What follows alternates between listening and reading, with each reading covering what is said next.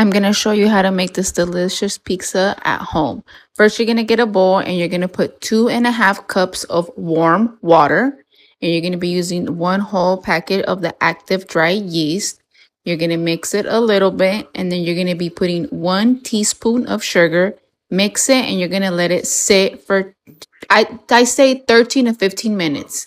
And while it's sitting, you're going to go ahead and get another bowl and you're going to put 7 cups of flour, 1.5 teaspoon of salt, and then you're going to try to build a little bridge in a hole so you can put 6 tablespoons of oil. I used canola oil, and once the yeast is ready, you're going to go ahead and pour it in your flour and you're going to mix it together with a spoon. I do it with a spoon a little bit, that way it doesn't make a mess. Once it's all together, you're going to go ahead and knead it with your hand for a few minutes.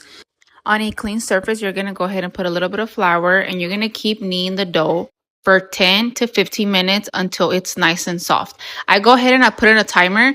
That way I know exactly I'm kneading at the time that it's need to, because it's very important. Like right here, it's changing. The texture of it is changing. You want to make sure it's nice and soft and bouncy. Once it's ready, you're going to go ahead and get another bowl. You're going to put a little bit of oil. And then you want to make sure the whole dough has oil and you're going to let it sit. You want to go ahead and make sure it's tight. I go ahead and I put some plastic wrap on top of it. And you're going to let it sit there for an hour.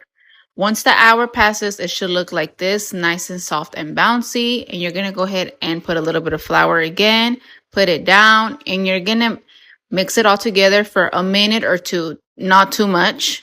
Once it's ready, you're going to go ahead and cut it into 4 pieces. So this dough will make 4 different pizzas.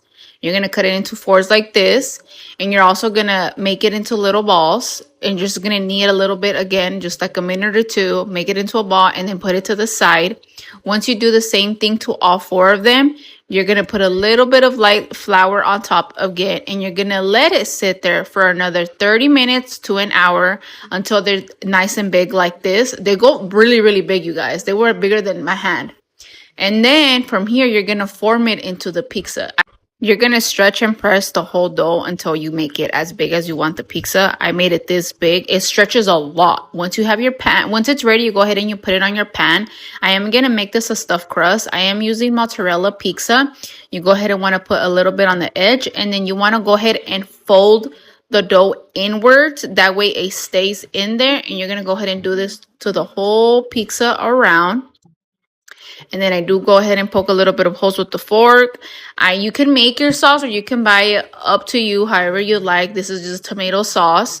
And then we're going to go ahead and sprinkle more mozzarella Peekza on top. And then you can add any toppings you want. I just went ahead and just added pepperoni just because this is for the kids.